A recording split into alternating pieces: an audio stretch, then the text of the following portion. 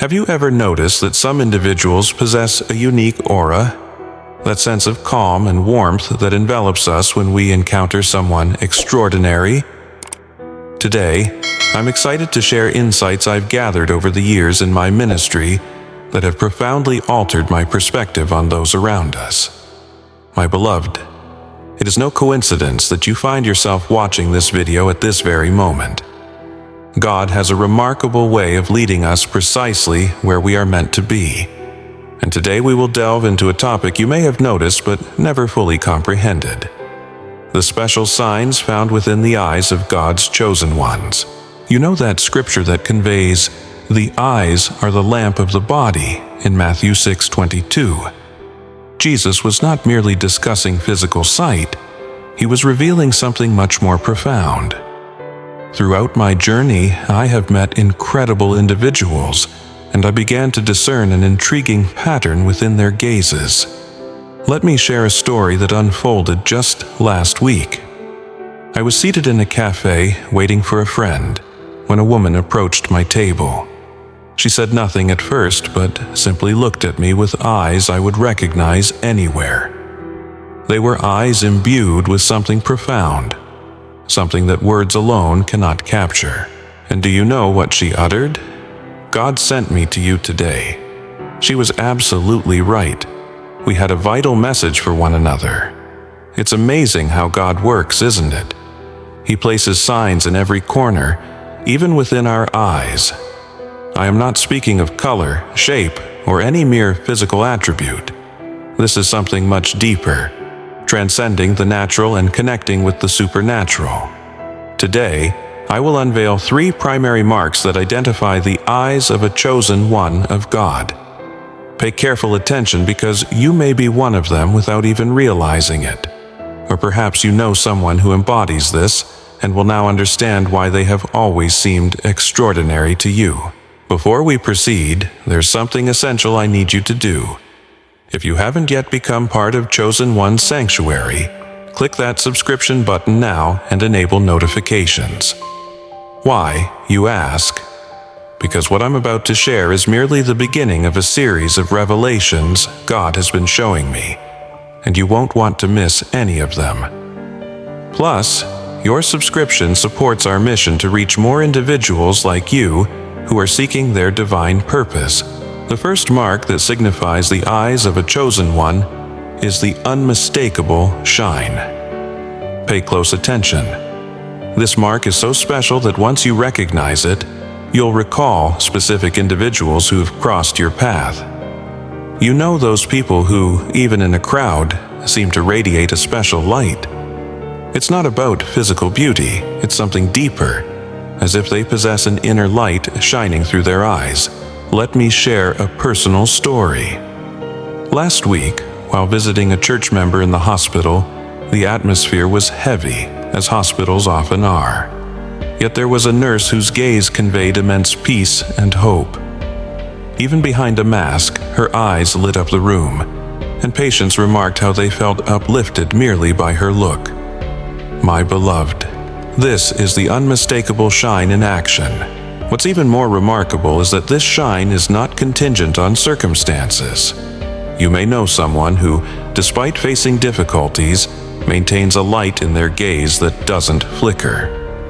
It aligns with the verse in 2 Corinthians 4:6, which states, "For God, who said, 'Let light shine out of darkness,' has shone in our hearts." But be careful. Do not mistake this shine for superficial joy. It's not about always smiling or pretending everything is okay. God's chosen ones also experience sorrow and battle difficult moments. But the difference is that even through tears, that shine remains. It's like an anchor in God's presence, unshakable. Consider Moses. The Bible tells us that after being in God's presence, his face shone so brightly that he had to wear a veil. Exodus 34:29. Today, God's chosen ones don't need a veil, but they carry that divine light in their eyes. Do you know why this shine is so remarkable? It does not come from us. It's not something we can create or pretend. It's born from a genuine connection with God, like a lamp that only illuminates when plugged into its power source. Chosen ones maintain this continuous connection with the divine. Now, you might wonder, how do I know if I possess this shine? Here are some indicators. First, do people frequently express that they feel a sense of peace when looking into your eyes? That they find solace in your presence, even in silence? That could be a sign. Second, during your toughest moments, do people still perceive hope when they converse with you, as if something greater emanates from your gaze? This is another strong indication. Third, have you noticed that you can instill confidence and tranquility in others, even while navigating your own struggles? That's yet another sign of the unmistakable shine. But here's a vital reminder. If you see this mark in yourself, understand it comes with great responsibility. This shine isn't for personal glory, but to honor God and bless others. As Jesus reminded us in Matthew 5:16, "Let your light shine before others, that they may see your good deeds and glorify your Father in heaven." If you haven't yet recognized this shine within yourself, don't be concerned. God is constantly calling His people. Sometimes the shine is already present, waiting for you to notice it. Start today by deepening your connection with God. Seek His presence daily. The more time we spend with Him, the more His light will reflect in our eyes. Before I unveil the second mark, I encourage you to engage in an exercise. In the coming days, observe those around you, particularly their eyes. You'll begin to notice this unmistakable shine in unexpected places. When you spot it, take a moment to thank God for bringing these special individuals into your life. In the next segment, I will share the second mark, which is even more incredible. But for today, reflect on the unmistakable shine. Look for it in yourself and others. And remember, this shine is not your achievement. It's a gift from God to illuminate the world through you. Now, let's talk about the second mark, which is so profound it can even cause trepidation in those who possess it. Have you ever locked eyes with someone and instantly grasped the emotions swirling within their heart? Not by mere human intuition, but through a spiritual understanding directly bestowed by the Holy Spirit. This is the essence of spiritual discernment. In 1 Samuel 16:7, the Bible gives us a timeless teaching. The Lord does not see as man sees. Man looks at the outward appearance, but the Lord looks at the heart. Those who are chosen by God receive a measure of this divine vision, as if God lends them His spiritual glasses to see beyond what is visible. I'd like to recount an event that took place during last week's service. A young woman entered the church, beautifully dressed and smiling, radiating happiness. However, when our eyes met, it was like God peeled back the layers. Beneath that smile lay a profound pain, a silent struggle that no one else had noticed. After the service, she approached me and asked, "Pastor, how did you know?" This discernment is not meant to elevate our status. Rather, it is a gift from God to serve, to help, to heal. It operates like a spiritual X-ray, revealing where the true wounds lie, so we can offer the right remedy. But take heed, this gift comes with significant responsibility. It is not a tool for gossip or judgment. It should be wielded to love better, to serve better, and to help better, just as Jesus did with the Samaritan woman. He looked beyond the surface and used His discernment to bring liberation. You may be wondering, do I possess this mark of discernment? Here are some signs to help you gauge. Do people often confide their troubles in you, even without prompting? Can you sense when someone is being disingenuous, not out of skepticism, but from a spiritual certainty? In gatherings, do you frequently notice tensions or conflicts unseen by others? Do strangers feel at ease sharing their deepest secrets with you? Can you identify the root of an issue when others only recognize the symptoms? If you relate to these signs, it's possible that God has granted you this gift of discernment. Yet, with great gifts come great responsibilities. Imagine, for instance, you're at a family reunion. Everyone is laughing and chatting, but you notice that your aunt has an unusual demeanor. Something isn't quite right. This gift isn't for you to announce, "Hey, something's wrong with Aunt." It's for you to pray for her, to approach her thoughtfully, and to offer your support when the time is right. Do you know what's even more remarkable? This spiritual discernment is accompanied by a supernatural compassion. It's not merely about perceiving the issues, it's about feeling what others feel, much like Jesus did when he gazed upon the crowds with compassion.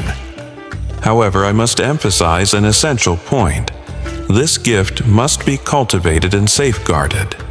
How do we do this? Through constant prayer, maintaining a lively connection with God, through studying the Word, ensuring we do not confuse our own thoughts with the voice of God, through fasting, which sharpens our spiritual sensitivity, and through humility, recognizing that this gift does not belong to us, but to God, and requires wisdom to practice discernment at the right moment and in the right way. Remember what happened with Peter. After his denial, Jesus simply looked at him, and that one glance contained all the discernment needed. Peter comprehended everything in that moment. No elaborate words were necessary. That's how those chosen with the gift of discernment operate. Sometimes a single look communicates more than 1,000 words, but there is more. This gift often carries the responsibility of intercession. When you see beyond, you are also called to pray beyond. Frequently, you may recognize things that are meant to remain between you and God, so you can intercede for that situation or person. If you are feeling a weight in acknowledging this gift within yourself, let me reassure you, God never bestows a gift without also granting the grace needed to manage it. He will instruct you day by day on how to wield this discernment to bless lives. Now, if you have not yet recognized this gift in yourself but desire to cultivate it, begin seeking deeper intimacy with God. The closer we are to Him, the more we see as He sees and feel as He feels. In the next segment, we will explore the third mark, completing this extraordinary trio of characteristics found in the chosen ones. Before we proceed, take a moment to reflect. How have you utilized your ability to see beyond? Are you employing it to uplift or to judge, to heal or to harm, to unite or to divide? The third mark transcends our human understanding. It is a divine magnetism that cannot be manufactured or mimicked.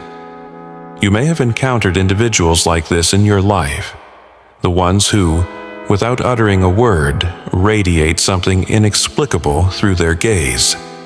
It's an invisible force that naturally draws people near, not due to physical allure or natural charisma, but because of something profoundly deeper, the living presence of God emanating through their eyes. This magnetism does not shout or impose. It softly invites people to draw closer, like a divine whisper echoing in the soul. Allow me to share a witness encounter I had the other day at the hospital. An elderly man was in a terminal state, exceedingly agitated, even tearing away his medical equipment. The doctors had exhausted every measure: medications, restraints, conversations, yet nothing seemed to work. Then a nurse came into the room. While she wasn't the most experienced or technically skilled, her gaze was compelling.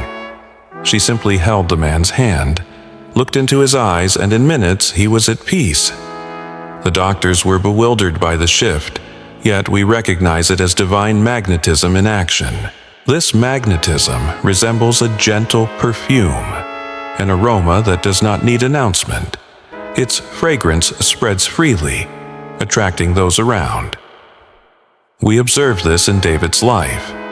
Consider how a young shepherd inspired seasoned warriors to rally behind him, or how he found the courage to confront Goliath while all the trained soldiers stood paralyzed in fear.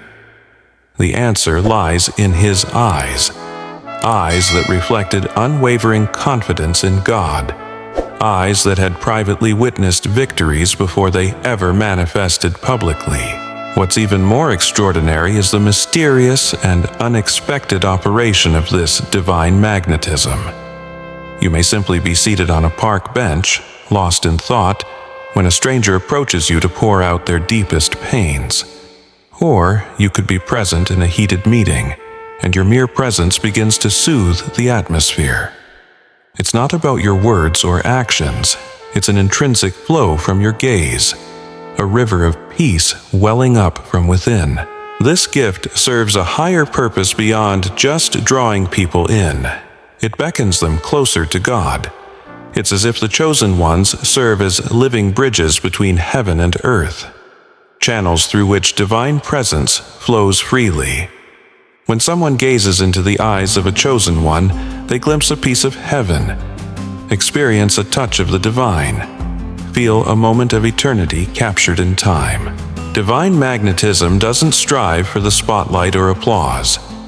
Many who are gifted with this do not even realize it. They are individuals who naturally draw others close, who effortlessly convey peace, who inspire trust without needing to demonstrate anything. It's a gift operating in simplicity, humility, and silence, for true spiritual authority requires no announcement. It is naturally recognized. It's astonishing how this magnetism transcends all barriers: cultural, social, age, linguistic. Children instinctively feel secure near these figures, as if recognizing something familiar and welcoming. The elderly find solace and wisdom, while young people discover direction and inspiration. It's universal because it springs from God, and the love of God knows no borders or limitations. However, with this gift accompanies a sacred responsibility. It is not intended for ego satisfaction or manipulation of others. It is a divine bestowal meant to heal wounded hearts, comfort the mourning, guide the lost, and ultimately glorify God. The chosen ones are like lighthouses on a dark night. Their light does not shine for themselves, but rather to illuminate a path for others to their safe harbor. The most beautiful aspect is that this magnetism does not diminish over time or through trials. Rather, the more challenges one faces, the more this gift becomes refined. It's akin to a fine wine that improves with age, sustained not by human strength, but by divine grace perfected in our weaknesses. Perhaps you are beginning to see this mark within you now, or perhaps recalling individuals in your life who bear this remarkable gift. It's crucial to understand that this magnetism isn't for growing personal followers or building earthly kingdoms, but rather leads people to the knowledge and experience of Christ's love. It operates within humility, sacrificial love, and the unchanging truth of the Word. And you know what's even more astonishing? This divine magnetism doesn't require elaborate words to work effectively. Think of that profound moment when Jesus looked at Peter after his denial. It was a simple gaze that conveyed all the love, correction, and forgiveness needed. In that instant, Peter understood everything. Not through a sermon, but through the sheer essence of divine love that was communicated through Christ's eyes. It's essential to realize that these marks are not burdensome, they are honors. When God chooses to mark someone's eyes, He confers spiritual authority. It's akin to receiving a royal seal that opens spiritual doors, not just for oneself, but for all who come into contact with them. Think of Moses, whose face shone after being in God's presence. That radiance isn't merely a physical phenomenon, it symbolizes his communion with the divine. Today, the chosen ones carry something akin in their eyes, not a physical shine demanding to be concealed, but a powerful spiritual influence nonetheless. And do you know what's truly striking? God continues to mark individuals today. While you're watching this, somewhere in the world, someone is receiving these divine markings because God never forsakes His people without guides, lighthouses, and references. Ultimately, recognize that these marks in the eyes are part of a grander divine plan for the latter days. In an era characterized by virtual realities, social media, and artificial connections, God has established a method of communion that cannot be faked or digitized. Real encounters between eyes marked by His presence and hearts yearning for His truth. So, the next time you come across someone with these marks in their eyes, remember, you aren't simply perceiving a person. You are witnessing a living manifestation of God's love and presence on earth. And if you embody these marks, remember the sacred responsibility they embrace. Your eyes are no longer solely your own. They have become divine instruments for transformation, healing, and liberation. We have reached a pivotal moment in this revelation: how to actively harness these divine marks to fulfill your purpose. Acknowledging that you're chosen is merely the beginning. Understanding how to utilize this extraordinary gift bestowed upon you is paramount. When God marks your eyes, He bestows upon you a sacred tool, akin to receiving a key that unlocks spiritual avenues, not just for you, but for all who intersect your path. These marks are not meant to be hidden or hoarded. They're meant to be actively engaged within the kingdom. Think about how Jesus utilized His gaze. When He looked at Zacchaeus in the tree, that simple glance transformed the tax collector's life. When He gazed at the woman caught in adultery, His look offered not condemnation, but restoration. This is how we are called to wield our marks, to transform, restore, and liberate. Employing the principles Jesus taught in Matthew 6:22, if your eyes are good, your whole body will be full of light. This invites us to keep our spiritual eyes healthy through a life of holiness, prayer, and intimacy with God. Every day, you must nourish this divine connection. That spark in your eyes shines brightly for a reason. To you who recognize these divine marks within yourself, truly, every encounter is a sacred moment. When someone seeks out your gaze, when that unique connection is felt, do not hesitate. Allow God to use your eyes as vessels of His grace. Sometimes what a person needs most is to find a look that offers hope, that reassures them that God has not forsaken them. For those beginning to understand that they have been chosen, embrace this sacred responsibility. God makes no mistakes in His selections, and if He has marked your eyes, it's because He has faith in you to bear His presence. Declare boldly, I am chosen, not by your own merits, but by the divine grace that recognized you even before you drew breath. Use your marks wisely. Not everyone is ready for a direct encounter with eyes that illuminate the presence of God. Learn to discern the moments, the people, and the circumstances around you. At times, a softer gaze is necessary. At other moments, the full force of the divine gaze is essential to breaking spiritual chains. These marks are not meant for your own fame, but are heavenly instruments to fulfill God's mission here on earth.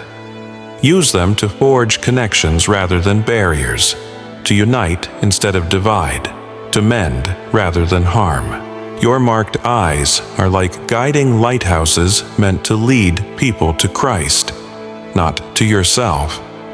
If you know someone who carries these marks, uplift them. Often, even the chosen can face seasons of doubt and weariness. A word of encouragement or a testimony of how their eyes have positively impacted your life may be just what they need to persevere in their calling. And always remember, these marks require diligent spiritual upkeep. Just as a diamond needs polishing to reveal its brilliance, your spiritual vision must be continually refined and aligned with divine purpose. This involves dedicating time to prayer, fasting, studying Scripture, and most importantly, fostering intimacy with God. Do not let the distractions of this world blur your spiritual vision. We find ourselves amidst an overwhelming influx of visual stimuli that can cloud our spiritual sight. Guard your eyes against what does not uplift and keep them fixed on what is holy, pure, and pleasing to God. Your eyes go beyond merely being windows to the soul. They are portals of heaven here on earth. Use them with intention, love, and purpose, for through them, God seeks to touch, heal, and transform lives. Always remember, you were not marked by mere chance. You were chosen for such a time as this. Now, I invite you to share your experiences in the comments at Chosen One's Sanctuary. Do you see these marks in your own eyes or in the eyes of someone you hold dear? Your testimony could shine as a beacon of light for another chosen one, guiding them towards their divine calling. Together, let us unveil the transformative power of eyes marked by God.